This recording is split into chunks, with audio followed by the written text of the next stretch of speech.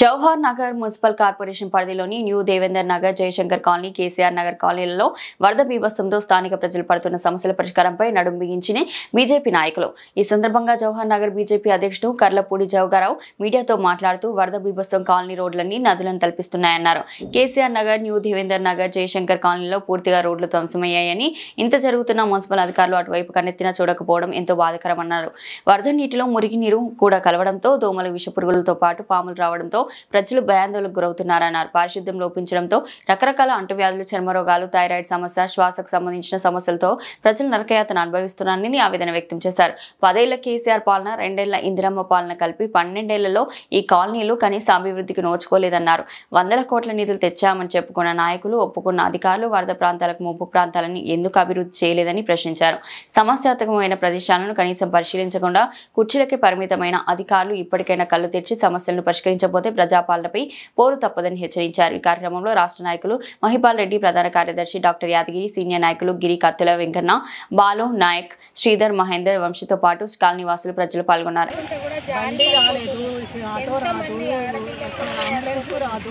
ఒకటేది రాదు. మాకు వర్షంలోనే నీళ్లు వచ్చినాయి అంటే కనీసం 7-8 నెలలు నీళ్ళలోనే ఉండవలసి వస్తుంది. వర్షాలన్నీ ఇన్ని రోజులైనా పడకుండా ఉన్నా కూడా, ఇన్ని రోజులైనా కూడా వాటర్ ఆగట్లేదు. మాకు మేము వాటర్లోనే ఉండవలసి వస్తుంది. ఒక 3 నెలలు, సంవత్సరంలో 3 నెలలు మాత్రమే మంచిగా ఉండగలుగుతున్నాము, బయటకు వెళ్ళగలుగుతున్నాము.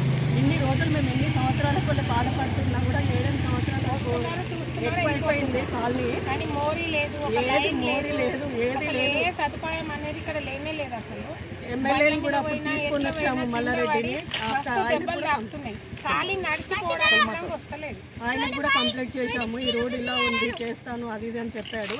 ఇంతవరకు కూడా ఏం రెస్పాన్స్ లేదు. ఇన్ని సంవత్సరాలు అవుతుంది, 8 సంవత్సరాల వల్ల మేము ఇంత బాధపడుతున్నాము.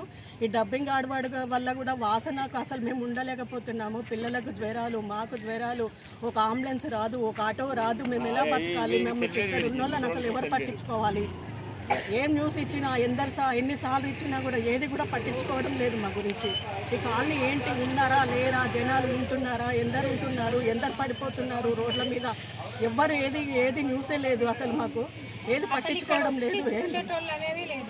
ఇక్కడ వచ్చి చూస్తారు, వెళ్ళిపోతారు. అంటే వస్తున్నారు, పోతున్నారు, లేదు. రోజుకు 10 మంది అయినా పడుతున్నారు ఈ రోడ్డు పైన.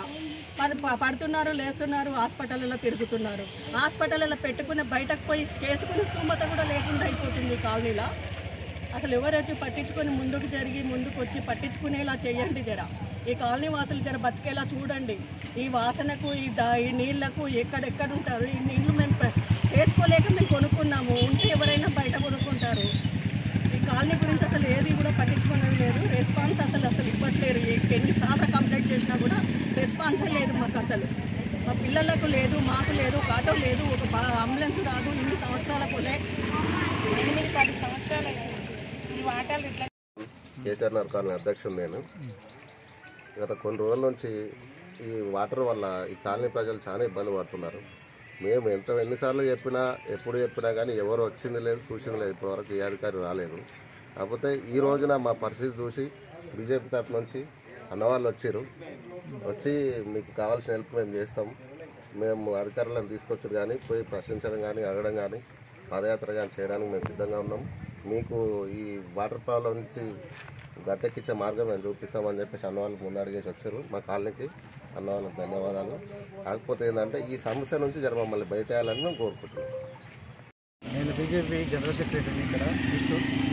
ఇది డెంటల్ కాలేజ్ నుంచి అవతల నుంచి వస్తున్న వాటర్ కొన్ని, అలాగనే ఇక్కడ కాలనీల నుంచి కూడా డ్రైనేజ్ వచ్చేది కూడా ఇదే పరిస్థితి. ఈ డ్రైనేజ్ వేసింది లేదు, ఏం లేదు. ఇది పైన అన్నీ వస్తూనే వదిలేయడం వల్ల కొద్దిగా ఇబ్బంది పడుతున్నారు. ఇదే లైను పోవడానికి కూడా అవుట్పుట్ లేదు.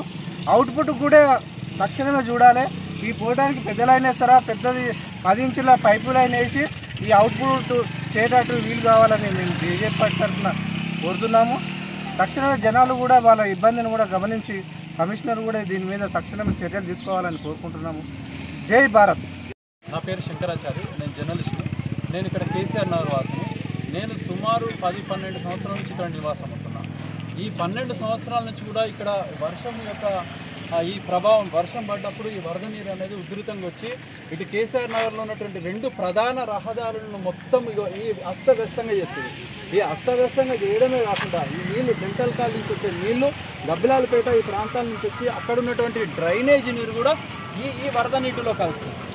కలిసి మురికి నీరై దాంతో పాములు, కప్పలు, క్రిములు, కీటకాలు, రకరకాల దోమలు, ఆ దోమలతో చిన్న చిన్న పిల్లలకి మలేరియా, డెంగ్యూ లాంటి వ్యాధులు, చర్మ రోగాలు ఇట్లా వచ్చి రోగాల పాలవుతారు. ఇక్కడ చుట్టుపక్కల ఎక్కడైనా ఆర్ఎంపీ హాస్పిటళ్ళలో డాక్టర్ల దగ్గర చూస్తే చిన్నపిల్లలు మొత్తము ఈ జ్వరాలతోటి, చర్మ వ్యాధులతోటి, తర్వాత శ్వాసకు సంబంధించిన వ్యాధులు, ఒకవైపేమో ఎదురుగానే డంపింగ్గా ఉంటుంది. ఆ వాసన నీటితోటి ఈ సమస్యలతో ఉన్నాయి. అయితే మేము ఈ విషయాన్ని గ్రామ పంచాయతీగా జవహర్ ఉన్నప్పటి నుంచి, గడమది మల్లేష్ ఉన్నప్పటి నుంచి, డిప్యూటీ మేయర్ శ్రీనివాస్ గారు ఉన్నప్పటి నుంచి కూడా, రెడ్డిశెట్టి శ్రీనివాస్ గారు ఉన్నప్పటి నుంచి కూడా మేము వాళ్ళ దృష్టికి తీసుకెళ్ళినాం. ఎన్నోసార్లు వచ్చారు, ఎంతోమంది కమిషనర్లు కూడా వచ్చారు. రఘు గారు వచ్చినారు ఇక్కడికి, ఆ తర్వాత గోపి వచ్చారు, చాలామంది కమిషనర్లు వచ్చినారు, చూస్తున్నారు. మంగమ్మ గారు వచ్చినారు. కానీ చూడడము, చేస్తాం అనడం, ఫోటోలకు పోజులు ఇవ్వడం, రేపు తెల్లారంగా పేపర్లు వేసుకోవడం తప్ప ఒక్కరు కూడా దీని ఒక డ్రైనేజ్ వేసినారు, దానికి అవుట్లెట్ లేదు, ఒక సీసీ రోడ్ లేదు. మరి వరద నీరు ఇది ప్రతి సంవత్సరం వస్తుందని తెలుసు. మరి దీనికి అండర్ గ్రౌండ్ ఏదైనా డ్రైనేజ్ వ్యవస్థ కానీ, వరద నీరు వెళ్ళడానికి వ్యవస్థ కానీ ఇంతవరకు చేసిన పాపం లేదు.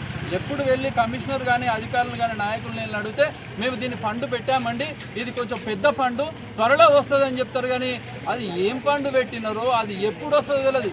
మంత్రిగా మల్లారెడ్డి గారు మంత్రిగా ఉన్నారు. బీఆర్ఎస్ పార్టీ 10 సంవత్సరాలు పరిపాలించింది. మల్లారెడ్డి గారు చెప్పారు 100 కోట్ల రూపాయలు నేను విడుదల చేసిన. ఇది నా గుండెకాయ, ఆయన గుండెంతా బాదుకున్నాడు. ఈ గల్లీలో కూడా మల్లారెడ్డి ఆయన మినిస్టర్ గుండి ఉన్నప్పుడు కూడా వచ్చి ఆగా మేఘాల మీద మీకు ఈ సమస్యను నేను సాల్వ్ చేస్తా అని చెప్పినారు. కనీసం ఒక తట్టడు మట్టి వేసిన పాపం లేదు, ఒక సీసూరెడ్ వేసిన పాపం లేదు, ఒక డ్రైనేజీ వ్యవస్థ పూర్తి చేసిన పాపం లేదు. ఇప్పటికి కూడా ఇప్పుడు ఇందిరమ్మ పాలన వచ్చింది. మేము ప్రజల పాలన అంటారు, ఇందిరమ్మ పాలన అంటారు. వచ్చి 2 సంవత్సరాలు అయింది. మరి 2 సంవత్సరాల నుంచి మీరు ఏం చేస్తున్నారు? మున్సిపల్ నిధులు ఎక్కడ పోతున్నాయి? కేంద్ర నిధులు ఎక్కడ పోతున్నాయి? రాష్ట్ర నిధులు ఎక్కడ పోతున్నాయి? మీరు సీట్లకే పరిమితమైరా? మీరు కాలనీల సమస్యలను మీరు చూడరా? వర్షాకాలంలో వర్షం వస్తుందని మీకు తెలియదా? మీకు ఒక అవగాహన లేదా? కింది స్థాయి ఉద్యోగులు ఏం చెప్తున్నారు? ఈ జవహర్నగర్లో ఏ కాలనీలలో వరద సమస్యలు ఉన్నాయి, వాటిని ఎట్లా సాల్వ్ చేయాలనేది అవగాహన లేదా? మీరు చదువుకొని వచ్చినా, లేకపోతే ఎట్లా వచ్చినారు? మీరు ఇంత పెద్ద ఉద్యోగాలు ఎట్లా చేస్తున్నారు? మీరు వచ్చడము, ఫోటోలకు పోగులు వేయడం, నేను సాల్వ్ చేస్తాను పోవడం. ఎన్నేళ్ళు ఒప్పుకోబడతారు? 12 ఏళ్ళ నుంచి అవస్థ పడుతున్నారు ప్రజలు ఇక్కడ, రోగాలతోటి, నొప్పులతోటి. ఒక బండి వెళ్ళే పరిస్థితి లేదు, ఎవరికైనా ఏమన్నా అయితే ఒక అంబులెన్స్ వచ్చే పరిస్థితి లేదు. ఇంత దుర్మార్గం ఒక్క నాయకుడు వచ్చిండా? ఒక్క అధికారి వచ్చి చూసిండా? ఇంత దుర్మార్గం పాలన నడుస్తూ ఉన్నది. వెంటనే ఇప్పటికైనా కమిషనర్ గారు వచ్చి ఇక్కడ ప్రాంతాలన్నీ కూడా పరిశీలించి వెంటనే ఆగమేఘాల మీద ఇక్కడ నిధులు కేటాయించాలా, శాశ్వత పరిష్కారం చేయాలి. వర్షాకాలం వస్తే దాదాపు 6 నుంచి 8 నెలల పాటు ఇక్కడ ఈ రోడ్లు నడిచే పరిస్థితి లేదు. డెంటల్ కాలేజ్ నుంచి నీరంతా అంబేద్కర్ చెరువులో పోతుందని మీకు తెలియదా? దారి చూపించే బాధ్యత మీది కాదా? మీరు పాలకులు కాదా? దిగిపోండి మీకు చేతగాకపోతే, ప్రజలతోటి, ప్రజల పన్నులతోటి మీరు జీతాలు తీసుకొని ఇలా కుర్చీలకు పరిమితమై ఏం చేస్తున్నారు? ప్రజలు అవస్థ పడుతుంటే మీరు ఏం చేస్తున్నారు? దీని మీద వెంటనే చర్యలు తీసుకోకపోతే ప్రజా ఉద్యమం భవిష్యత్తులో ఉధృతం అవుతుంది.